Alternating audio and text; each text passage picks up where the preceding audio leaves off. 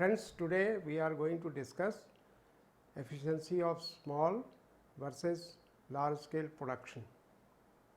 First of all, we have to differentiate between small scale and large scale.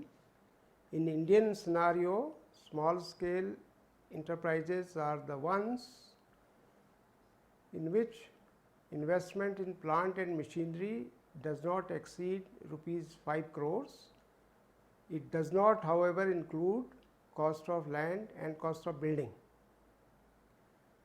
Now, these small enterprises are also of two types: one, producing enterprises, and two, service enterprises.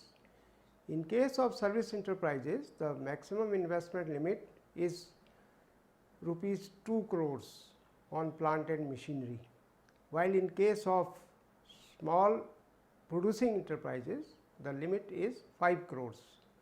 Now, within small, in Indian economy, we have tiny sector, ancillary sector and small sector. So, it automatically means that large scale enterprises will be the ones in whom investment limit exceeds rupees 5 crores on plant and machinery. This is the basic difference.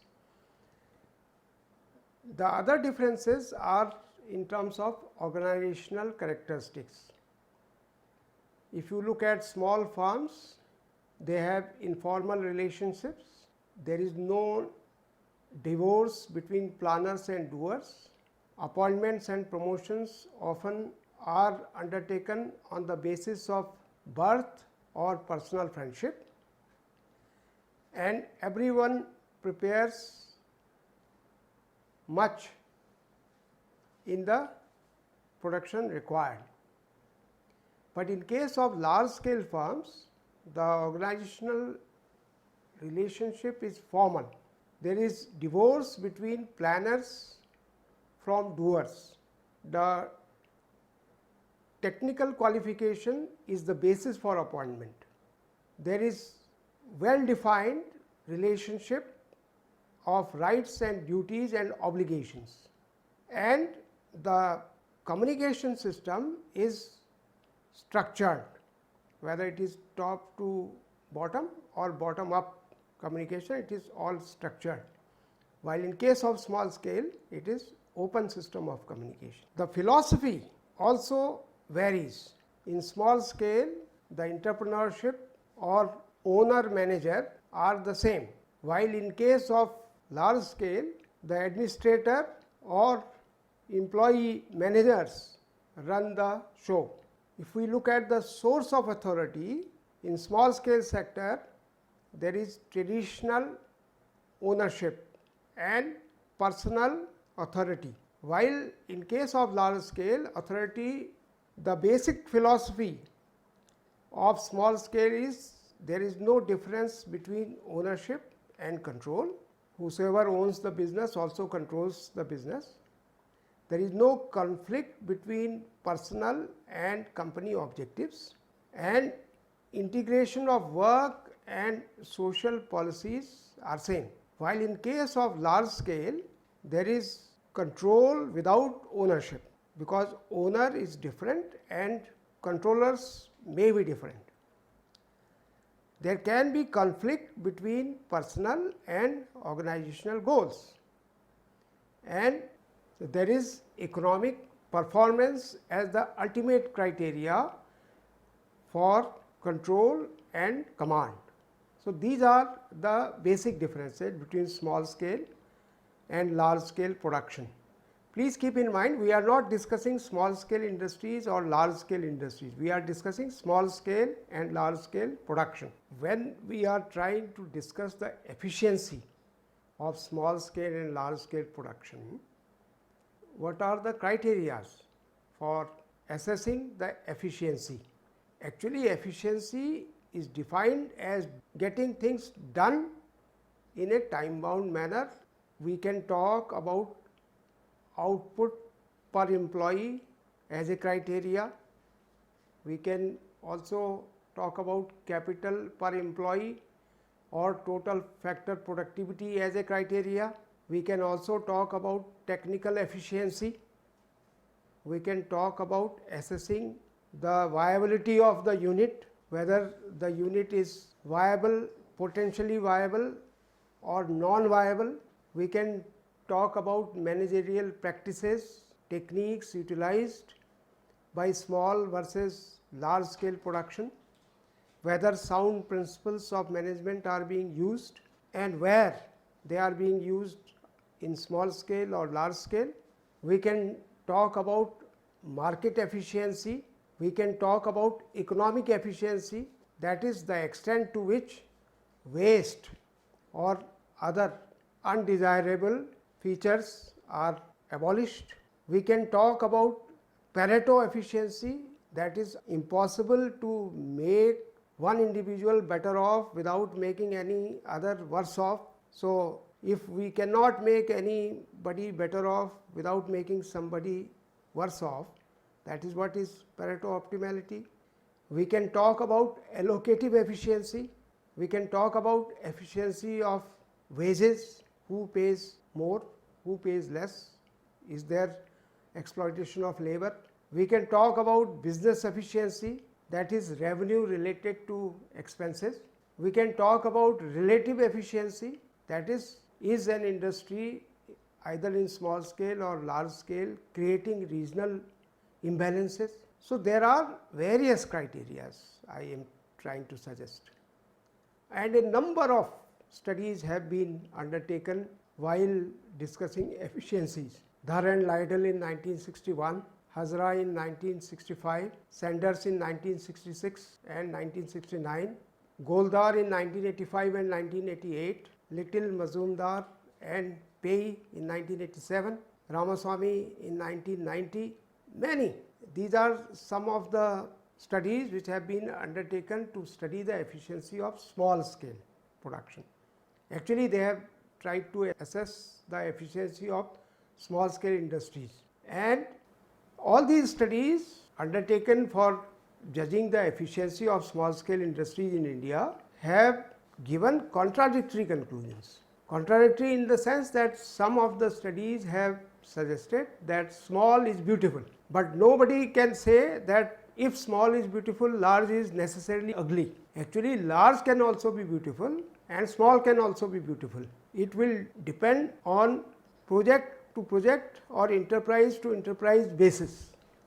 Yeah, if we would like to explain how small is beautiful, we will have to look at the advantages of small scale production. The first advantage is close supervision. The master's eye is everywhere in small scale production. Secondly, when demand is either small or constantly changing, small scale production has advantage because we can make it adjustable to the market forces. On the front of employment, small production is labor intensive, so provides large scale employment. The need for investment is small, so with small capital, the small scale production can be initiated, especially in a capital deficient country like India or other developing country. Small scale production has advantage because with less capital it can be initiated. Then there is direct relationship between the customer and the producer in the small scale. The small scale producer can make tailor-made products. The management is easy. There is freedom to work. Most of these small scale enterprises are self-sufficient. The evils of large scale production or factory system, which leads to exploitation of labor, lot of wastages, communication gap, they can be avoided if small scale production is undertaken, because in small scale production there is one-to-one relationship between capital and labor. When small scale can be ugly, that means are there any disadvantages also? Yes, when it comes to cost of production, normally it is seen that small scale production will lead to higher cost scenario. There are quality issues attached to small scale. There can be wastages of byproducts. There is technological issue. because the technique used by small scale producer will normally be primitive technique. Then there can be financial issues, non-availability of finance or financial crisis are attached to small scale production. There can be difficulty as far as changing the technology is concerned. There are managerial issues also, and the basic issue is small scale production has to face competition with large scale, not only large scale but also multinationals, where they find it difficult. Most of the time it is seen that small scale production is initiated with a great enthusiasm, and most of the enterprises die their infant death. Infant in this case will be the enterprise which has not celebrated its second birthday. So, before 2 years of establishment, many of the industries in the small scale have to die their virtual death. Then there is also a issue of ghost units. Nobody has seen ghosts. Similarly, many of the units are existing in paper, but actually they are not producing. They are just visible in paper so that the advantages which are given by the respective governments to the small scale producers can be manipulated. There is lack of managerial capability in small scale production. The diversion of working capital for non-production expenditure can also be an issue. Then when it comes to availability of raw material, especially in the times of shortage, they always face problems. Most of the small scale producers also complain of non-availability of power in time. So these are the issues which will suggest that small may not always be beautiful as far as efficiency criteria, quality, cost is concerned. As far as timely availability of goods after sales services are concerned. Now when we look at the other side of the coin, that is large scale production.